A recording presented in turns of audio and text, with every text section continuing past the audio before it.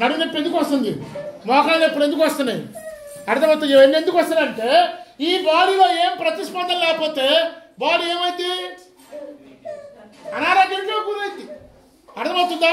So ఎప్పుడైతే నువ్వు రెండు కలిపి చప్పట్లు కొడుతున్నావో ఈ చప్పట్ల ద్వారా ఈ శరీరంలో ఉన్నటువంటి అవయవాలన్నీ కూడా ప్రతిస్పందిస్తే నీ శరీరం ఆరోగ్యకరంగా ఉంటుంది. అది బైబిల్ చెప్తుంది. అందుకే దేవుడు అన్నాడు సర్వజనులారా. ఎందుకు చెప్పాడు? ఇది ఆరోగ్య మన సూత్రం. ఎవరు చెప్పకండి, మళ్ళీ బయటికి వెళ్ళి ఎవరు చెప్పదు. స్తోత్రం. దేవుని మందిలో వచ్చిన వాళ్ళకి దేవుడు నేర్పించిన టెక్నిక్ అనమాట. హల్లెలూయా. వాస్తవం. మరి ఇక్కడ చర్చలో కొడతాం, సోమవారం సభలో కొడతాను, మీరు కొట్టరు. అర్థమవుతాం. ఎందుకు కొట్టే పనే ఉంది కదా. ఆదివారం మాత్రమే పాస్కర్ కొట్టమంటే కొడతాం, మిగిలిన టైంలో కొట్టే పని లేదు కదా. కానీ సండే మాత్రమే కాదు, మిగిలిన టైంలో కూడా మీరు ఏం చేయాలి? పాటలు పాడుతూ చేతుల్లో చప్పట్లు కొట్టుకుంటూ ప్రభులు ఏం చేయాలి? మహిమపరిచే వారిగా మనము ఉండాలి. హల్లెలూయా. సో మూడో పాయింట్, మొదటి పాయింట్ ఏంటి? మొదటి పాయింట్ స్వచిత్తం కావాలి. రెండవది దేవుని జ్ఞానం కావాలి. మూడవది యాకోబు రాసిన పత్రిక 5:18 చదివా.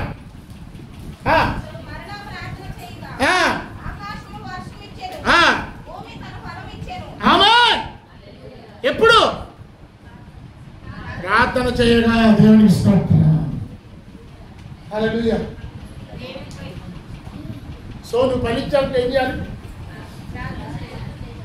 అదేవిధంగా మరి జాతరలో ప్రార్థనమ్మా సమయం దొరికితే ఏంటి ముసలమ్మ మున్సొక్కి కదా, వాళ్ళ గురించి వీళ్ళ గురించి పక్కింటి వాళ్ళ గురించి ఎదురు గురించి. అవును తిని మొన్న ఆయన నుంచి ఎంత లేచిపోయాడు, ఆయన లేచిపోతే నీకేద్దామా? అదో అవసరమా? అర్థమైందా? మన వీళ్ళ అమ్మాయి ఇంటి తెలిపికుంటాం. స్తోత్రం. ఈయనకి అవసరమా? ఇలా రోజంతా ఇలాంటి చెత్త మాటలతో వేస్ట్ చేసుకుంటే నీకు ప్రార్థన జీవితానికి సమయం ఉందా? నీ భర్త పనికి వెళ్ళాడు, లేకపోతే ఉద్యోగానికి వెళ్ళాడు, ఎక్కడికి సంథింగ్ లేకపోతే వ్యాపారానికి వెళ్ళాడు, ఆయన క్షేమంగా ఉండాలి. నీ పిల్లలు స్కూల్కి వెళ్ళారు, క్షేమం ఇంటికి రావాలి, నీ కుటుంబం దీవించబడాలి అని నువ్వు ఇంట్లో ఏం చేయాలా? అన్నీ వంట అన్నీ చేసి చక్కగా తలుపేసుకొని ప్రార్థన చేయాలి. అయ్యా ఆయన పనికి వెళ్ళారు, పిల్లలు స్కూల్కి వెళ్ళారు, ఇలా జరుగుతుంది, మా కుటుంబాన్ని బలపరచండి, శత్రు మా కుటుంబాన్ని ఏం చేయకూడదు, తాకూడదు కనుక మీరే మమ్మల్ని కాపాడని చెప్పి నువ్వు ప్రార్థన చేస్తే ఆయన క్షేమంగా ఇంటికి వస్తాడు, పిల్లలు క్షేమంగా ఇంటికి వస్తాడు, నీ పనులని కూడా దేవుడు క్షేమంగా జరిగిస్తాడు. దీని మాత్రం సమయం ఉండదు. ఇలాంటి దీన్ని ఏమంటారంటే కొరుకుడు పుండు లాంటి మాట. అర్థమైందా? కొరుకుడు పుండు చూసారు ఎప్పుడన్నా? ఏం చేస్తుంది? కొరుకుంటుంది. ఇంకో మాట చెప్పాలంటే తామర. మరి ఇప్పుడు వచ్చిందా మీలో? రాకపోతే అదృష్టం. అర్థమవుతుందా? తామర ఏమైంది చెప్పండి? ఆగిద్దా? మెల్లగా పెరిగి పెరిగి పెరిగి శరీరం మొత్తాన్ని కూడా బాగు చేసేస్తుంది. అలాంటి మాటలు మనకు అవసరమా? వద్దు. ఒకవేళ అలా జరిగింది, మీరేం చేయాలి? నిజంగా మీరు నిజంగా క్రైస్తవులు అయితే, విశ్వాసం అయితే ప్రార్థన చేయాలి. ప్రభువా తెలియకాదు అలా జరిగిపోయింది కనుక ఆ కుటుంబాన్ని మీరు కాపాడి అలా భర్త మన ఇంటికి వస్తే సహాయం చేయాలని ప్రార్థన చేస్తారు. అమ్మా మనుషులు సంతోషం కదా ఇప్పుడు అంటారు.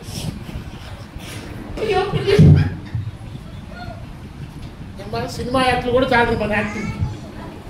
ఎవరు యాక్టింగ్? విశ్వాసం యాక్టింగ్. సినిమా యాక్ట్ కూడా వేస్ట్ అవ్వదు తెలుసు. అర్థమైందా? లోపల సంతోషపడతా ఉంటాం, పైకి మాత్రం పిండి ఆడదు ప్రార్థన చేస్తాం. మరి ప్రార్థన చేసి ఎడకొచ్చి ఇంట్లో ఎందుకు కూర్చోని ఎడకొచ్చేందుకు ఆ ముందు కదా. నువ్వు నిజంగా ప్రార్థన చేసి ఇంట్లో ప్రార్థన చేయాలి. ఈయన గురించి అంటే అర్థమైనప్పుడు స్తోత్రం, అదే యాక్షన్ 500. అర్థమైందా? సో కాబట్టి బైబిల్ చెప్తుంది నీవు ఇంటిలో నుండి ప్రార్థన చేస్తే మత్తయి సువార్త 6వ అధ్యాయం 6వ వచనం చూడండి.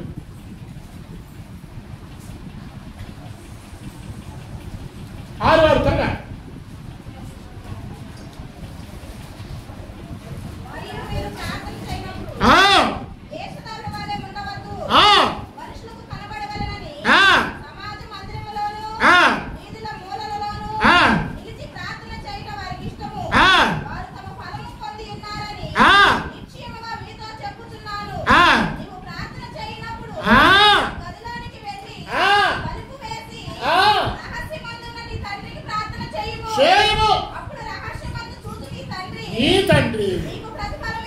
ఇప్పుడు కొట్టని గట్టిగా చెప్పండి. ఇది వదిలేసి అన్నా రోజు అంతల్లా పక్కింటి కూర్చి నీకు వ్యవస్థ మూడి తప్ప సన్నాసి రాసుకుంటే ఏమైంది అర్థమైందా? 1 గంట 2 గంటలు అది 3 గంటలు చక్కగా ఏం చెప్తే బైబిల్ తలుపేసుకొని ప్రార్థన చేయి. రాష్ట్రంలో చూసుకున్న తండ్రి నీకు ప్రతిపాదిస్తాడు. నీ కుటుంబంలో అవసరం తీర్చబడుతుంది. నీ కుటుంబంలో ఏదైతే ఉందో అది నెరవేరుస్తాడు దేవుడు. నీకేది అవసరమో దేవుడు చేస్తాడు. ఈ జయం పాస్గా దగ్గరికి వచ్చి మాత్రం పాస్గారంటే మా ఆయన తాగుతాడంటే నాకు పడతాడంటే పట్టడా అయిపోయింది. నువ్వు ప్రార్థన చేయడం పట్ల బాగా పడతాడు. నువ్వు ప్రార్థన చేయి, దేవుడు ఆయన మారుస్తాడు. నువ్వు ప్రార్థన చేయి, నీ పిల్లలు మారుస్తాడు. నువ్వు ప్రార్థన చేయి, నీ ఇంట్లో ఎవరైతే మారలేదు దేవుడు వారిని మారుస్తాడు. అదే బైబిల్ చెప్తుంది, రహస్యం ముందు చూస్తున్న తండ్రి నీకు. మనం ప్రార్థన చేయకుండా ఊరంతా తిరిగి అక్కడ சொல்லி మాట్లాడించే వాళ్ళు ప్రయోజనం ఉండాలి. నువ్వు ఫలించాలి అంటే ప్రార్థన చేయాలి. అదే అంటున్నాడు యాకోబులో, ఏలియా ప్రార్థన చేయగా భూమి తిరిగి తన ఫలమునిచ్చింది. ఈరోజు నువ్వు కూడా ప్రార్థించు. నీ పిల్లల భవిష్యత్తు కొరకు, నీ యజమాని కొరకు, నీ ఇంట్లో పనుల కొరకు, నీకున్న అప్పుడు కొరకు, నీకేవైతే సమస్యలు అన్ని ప్రతి ప్రార్థన చేయి. దేవుడు ఒక్కొక్క ఉంటే దేవుడు ఎత్తేస్తాడు. లిస్టు పచారి కొట్టి వెళ్ళినట్టు తీసుకొచ్చి పాస్ గారి ముందు పెడితే ఏమైందమ్మా? పాస్ గారు చెయ్యమ్మా ప్రార్థన చేయి తల్లి అంటాడు పాస్. ఇక లేకపోతే కొంతమంది తెలియదు ఏం చెప్తాడు తెలుసా? ఒక 10 మంది పాస్ గారికి వెళ్ళి 10 మంది 10 చీట్లు ఇస్తారు. ఇచ్చేది అంటారు, 10 మందికి ఇచ్చారమ్మా. వాళ్ళు ప్రార్థన చేస్తే నీకు వచ్చింది. ఎవరు ప్రార్థన చేస్తే వాళ్ళకి ప్రతిఫలం వెళ్ళింది, నీకు రాదు అని కొంతమంది ఇలా తెలియదనమాట. ఏ ప్రార్థన చేయదు, ఊరంతా తిరుగుతూ ఉంటుంది. ఏ ఊరకంటే వాళ్ళందరూ ప్రార్థన చేస్తారా? చేస్తారు అసలు నిజం చెప్పండి. అర్థమైందా? 1980 నుంచి అర్థమైందా? 80లో ఒక ఆయన ఉన్నాడు, డిజిఎస్ దినకర్ గారని. తెలుసుగా మీకు కొంతమందికి? నా ప్రైవేట్ మీ ప్రార్థన రిక్వెస్ట్ పంపించండి, మేము ప్రార్థన చేస్తా అన్నాడు. నువ్వు రిక్వెస్ట్ పంపిస్తావు, ఆ రిక్వెస్ట్లో నీది 10,001 ఉంటుంది. అక్కడ 50 వరకు ప్రార్థన చేస్తారు. ఎప్పుడు 10,001 వచ్చినప్పుడు నీ చీటి వచ్చింది. ఈ లోపల ఉంటావో పోతావు. స్తోత్రం. నేను ఎందుకు మాట చెప్తా అంటే వాళ్ళ దగ్గర నేను వాలంటీర్ చేశాను కాబట్టి నేను చూశాను. కానీ ఇంతమంది ప్రార్థనలు రిక్వెస్ట్ అడుగుతున్నాను, అసలు నిజంగా ఎంతమంది ప్రార్థన చేస్తారంటే చేస్తారు. ఎప్పుడు ఆ వర్ష ప్రమాణం వచ్చింది ఈ లోపల. స్తోత్రం.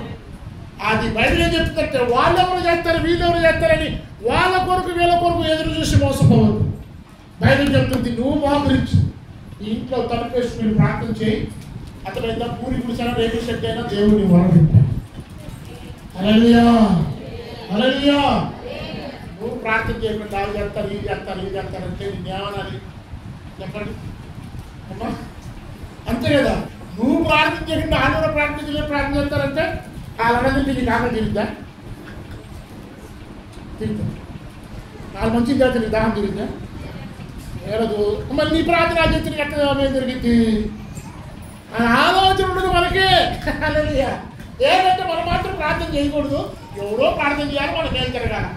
అది తప్పైన అభిప్రాయం. అటువంటి అభిప్రాయం మార్చుకోండి. ఈ రోజు నేను ఇంకా ప్రార్థన చేయడం ప్రారంభించండి. దేవుడు మీ కుటుంబాలు గొప్ప కార్యాలు చేస్తాను.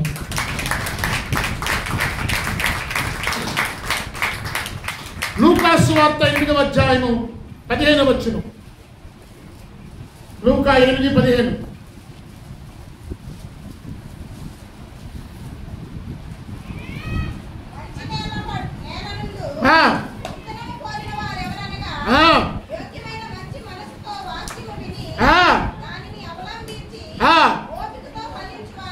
ఓపికతో ఫలించువారు. స్తోత్రం.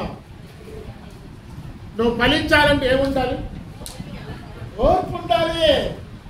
ఇలా వేసినామని అడుగుతున్నావు అనగానే ఏదో నీకు ప్రత్యక్షం అవ్వదు. అర్థమవుతుందమ్మా?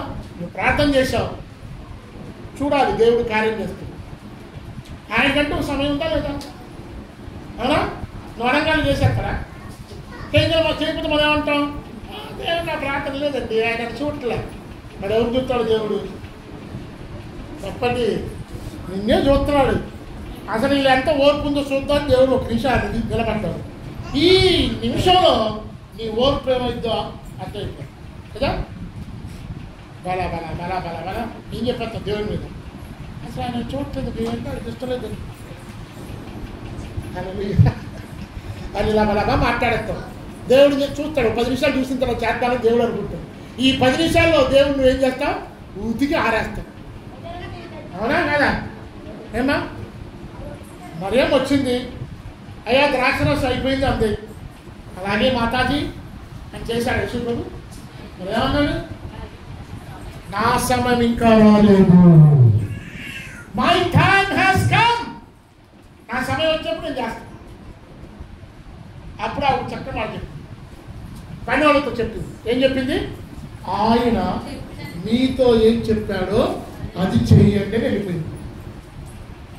ఆమె వెళ్ళిపోయింది లేదో యేసుడు చెప్పాడు పనులతో, వెళ్ళి ఆ రాతి మామను తీసుకెళ్ళి అంచుల వరకు నీళ్ళతో నింపండి, తీసుకెళ్ళండి, విందు ప్రధానం తీసుకెళ్ళండి అన్నాడు. వీళ్ళు తీసుకెళ్ళి యజమాని వెళ్ళే లోపల వీళ్ళు ఏమైంది చెప్పండి, పట్టాలు గట్టిగా మా చెప్పట్లు.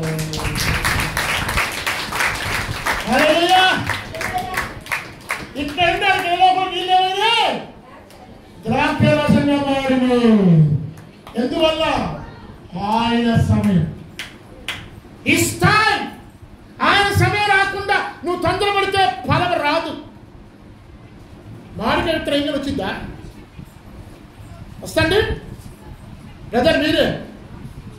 అయ్యా మీ పేరేంటి, తలుపు పక్కన కూర్చున్నారు.